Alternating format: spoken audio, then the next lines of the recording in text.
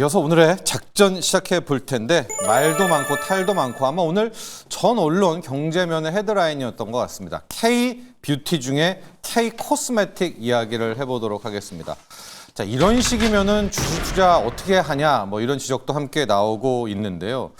이 실적도 나쁘고 뭐 다 좋은데 주가가 소폭이 아닙니다. 그냥 무너지듯이 빠지게 되는 이제 그런 이유와 함께 반등 신호에 대한 이야기를 나눠보도록 하겠습니다.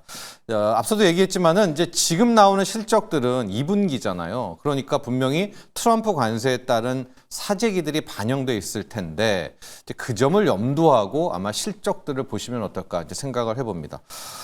사상 최초로 분기 매출이 6천억이 됐더니 코스맥스라는 기업 보도록 하겠습니다. 한국콜마와 코스맥스, 뭐 한국 OEM, ODM의 양대, K-코스메틱의 양대 축이다 볼 수 있을 텐데 깜짝 놀라셨죠. 이 최고 실적의 10%대 이제 급락이 나온 겁니다. 그래서 좀 더 들어가 봤더니 영업이익이 나쁜 것도 아니었습니다. 600억을 넘었어요. 608억 정도고 전년 대비로도 30% 정도 증가한 뭐 정말 괜찮은 기업의 실적이 나왔었는데 시장은 왜 10%나 이제 가격을 주가를 밀어버렸을까? 이 코스맥스 보면은 선케어랑 이 얼굴에 붙인 이 팩이잖아요. 마스크팩. 이게 앞서서 우리 그 미국 소비자라든가 이쪽에서 트럼프 관세 때문에 사재기를 불닭볶으면 엄청 했다라고 하는 것처럼 이 선케어 제품도 엄청나게 많이 했다라는 소문들 막 뉴스로 나와 있었거든요. 그럼에도 불구하고 선케어가 늘기는 늘었어요. 뭐 50% 넘게 급증을 하기는 했는데 거기에 제일 실망한 거죠. 그러니까 이렇게 잘 나온 실적에도 10% 주가 급락은 더 좋았어야 했다. 사재기를 감안하면 실망스럽다. 이렇게 코스맥스가 끝났고 이런 패턴이 그 전에 좀 나왔었는데 그 전은 또 하나를 지금 우리가 화두를 읽어볼 수가 있는 게요. 한국 콜마를 좀 보면 지금 미국 해외 영업뿐만이 아니라 국내 쪽도 그리 좋지 않다라는 것을 알 수가 있습니다. 한국 콜마가 이제 지난주 금요일에 실적 발표했을 때 매출이 7,300억, 영업이익이 735억.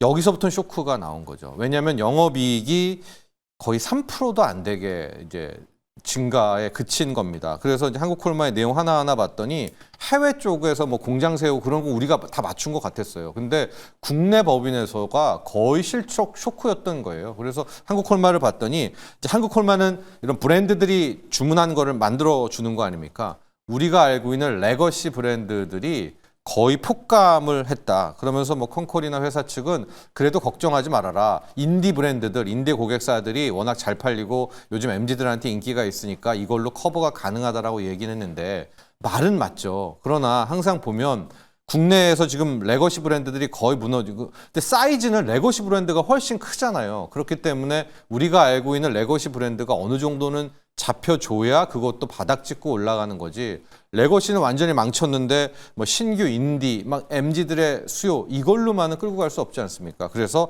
한국 콜마도 지금 이거를 보니까 그러니까 트럼프 관세 때문에 해외도 3분기에는 나쁠 것 같은데 국내도 지금 보니까 거의 경기 불황 이런 느낌적인 느낌 든다라고 해서 당일날 13% 빠지고 어제 9%. 이틀간 한국콜마가 뭐 20%대 급락이 좀 나왔었던 거고요. 쐐기를 박은 게 달바글로벌이죠. 달러글로벌이 어제 발표를 했는데 발표하자마자 20% 빠지면서 이게 뭐냐. 2분기 영업이익이 292억이었었는데 300억은 넘었어야지. 인간적으로 이런 얘기들 많이 나오죠. 실적 미스 292억도 뭐 나쁜 건 아니라고 쳐도 우리가 기대한 것만큼 이게 이제 66% 증감이거든요. 근데 80% 이상은 더 늘었어야 된다라는 게 시장 판단이었던 것 같아요. 게다가 달바 글로벌은 이달 말에 보호에서 풀리는 거. 그래서 앞에서 시세를 더 꽤 줄 줄 알았었는데 미리 이제 빠져버렸기 때문에 이번에 풀릴 수 있는 물량이 전체의 15%가 넘는 좀 꽤 되는 물량이거든요. 그래서 이제 달라글로벌도 그런 충격을 받았었는데 이제 발표들 쭉쭉쭉 나오니까 이제 그동안에 화장품, K뷰티 커버했던 증권사들에서는 이게 크게 걱정은 아니다.